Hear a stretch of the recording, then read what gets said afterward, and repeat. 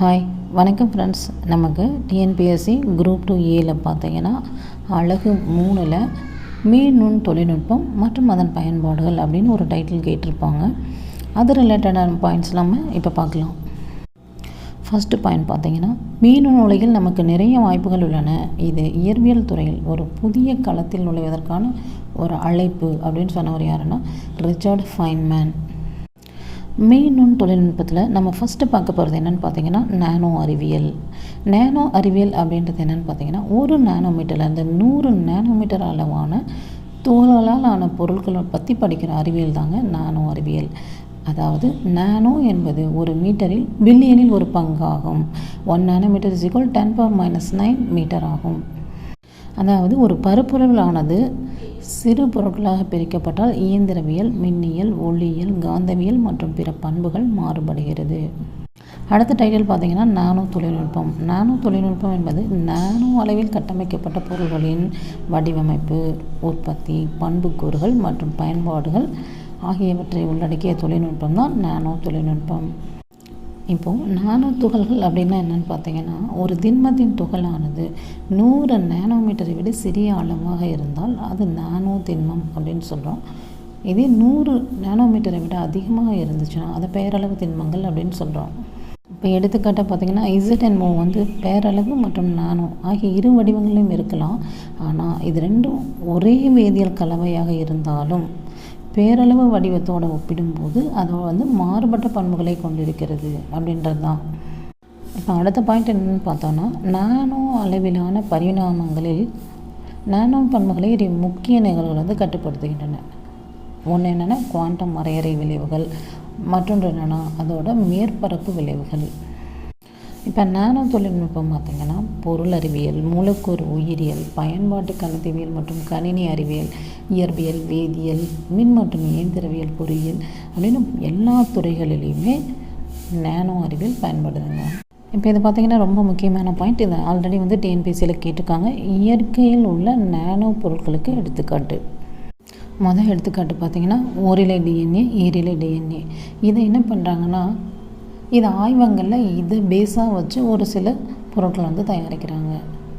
இப்போ இந்த டிஎன்ஏவின் ஓரிலையோட அகலம் எவ்வளோன்னு பார்த்தீங்கன்னா 3 நானோமீட்டர்கள். இது கேள்வியை கேட்கலாம்.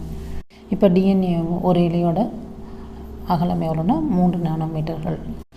அடுத்து மார்போ பட்டாம்பூச்சியின் இறக்கைகள் உலோக நீல நிறத்தையும் பச்சை சாயல்களையும் கொண்டு காட்சியளிக்கின்றன. இதுக்கு காரணம் என்னென்னா, ஒளி அலைகள் ஒன்றுடன் ஒன்று இடைவினை புரியும் போது இந்த நிறத்தை அளிக்கிறது. இதை பேஸாக பண்ணி ஆய்வகங்களில் இந்த நிறங்களை தயாரிக்கிறாங்க. அதே மாதிரி இயற்கையில் உள்ள நானோ பொருளுக்கு எடுத்துக்காட்டு மயிலிறகு. இந்த மயிலிறகு பார்த்திங்கன்னா சில 10 நானோமீட்டர் அளவுக்கு தடிமன் கொண்டது. இதுவும் பார்த்திங்கன்னா பல்வேறு நிறங்களில் ஒளிரும். இதையே பேஸ் பண்ணி ஆய்வுக்கூடங்கள்லையும் இந்த கட்டமைப்புகளை உருவாக்குறாங்க. அடுத்து கிளிமீன் அப்படின்ற ஒரு வகை மீன் பார்த்திங்கன்னா நாள் முழுவதும் பவளப்பாறைகளை கடித்து நொறுக்கி கொண்டிருந்தாலும் இந்த மீனின் சக்தி வாய்ந்த பற்களுக்கு மட்டும் எந்த ஒரு இதுவும் வரதில்லை. அதனால் இதை பற்றி ஆராய்ச்சி பண்ணும்போது அந்த கிளிமீன் பற்களில் ஃப்ளோரோஃபைடட் என்ற கனிமத்தின் படிகங்கள் பார்த்திங்கன்னா ஒன்றுடன் ஒன்று சங்கிலி தொடராக பின்னப்பட்டிருக்கு. இந்த அமைப்பு தான் கிளிமீனின் பற்களுக்கு ஒரு அற்புதமான நிலைப்பு திறனை அளிக்கிறது. இதை அடிப்படையாக வச்சு இப்போது தேய்மானம் ஏற்படுற பாகங்களில் இந்த டெக்னாலஜியை பயன்படுத்தி தேய்மானத்தை குறைக்கிறதுக்காக பயன்படுத்துகிறாங்க. அடுத்து இயற்கையில் காணப்படுற மற்றொரு நானோ பொருள் இதுன்னு பார்த்திங்கன்னா தாமரை இலை. இப்போ தாமரை இலையில் பார்த்திங்கன்னா மேலே தண்ணியே ஒட்டாது.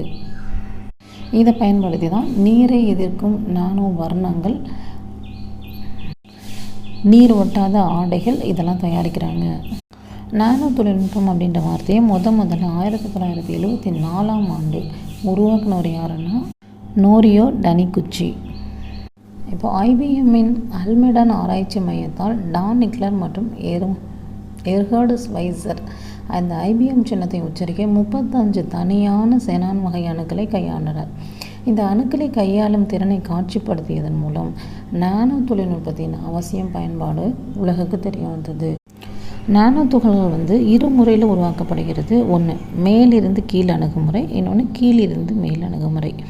மேலிருந்து கீழ் அணுகுமுறை அப்படின்றது பேரளவு திண்மங்களை நானோ அளவுக்கு உடைப்பதன் மூலம் நானோ பொருட்கள் உருவாக்கப்படுகின்றன. எடுத்துக்காட்டு பந்துகளை அரைத்தல், கூழாக்கும் முறை, கல்லச்சு. இது பார்த்திங்கன்னா கீழிருந்து மேல் அணுகுமுறை அப்படின்னா மூலக்கூறுகளை நானோ மூலக்கூறுகளை ஒன்றாக கூட்டுவதன் மூலம் உருவாக்கப்படுகின்றன. இதுக்கு எடுத்துக்காட்டு பிளாஸ்மா பொரித்தல் மற்றும் வேதி நீராவி படிவு.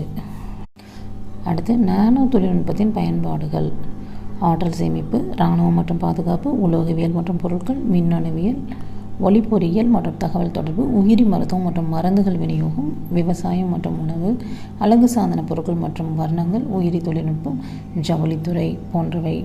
அது மட்டும் இல்லாமல் வாகன தொழிற்சாலை, வேதி தொழிற்சாலை, பொறியியல், மின்னணு தொழிற்சாலை, கட்டுமானம், மருத்துவம் போன்ற பல துறைகளையும் பயன்படுது.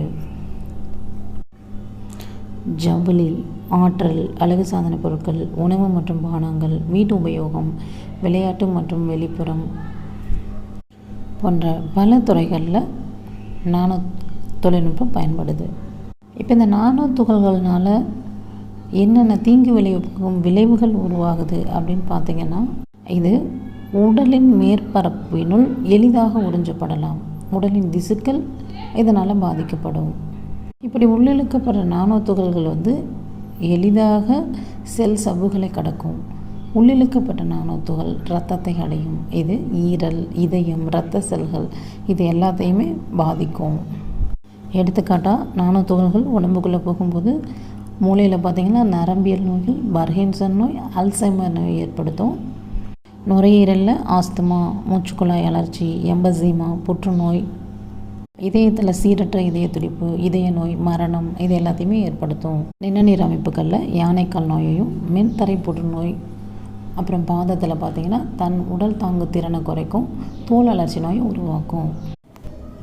Okay, thank you friends.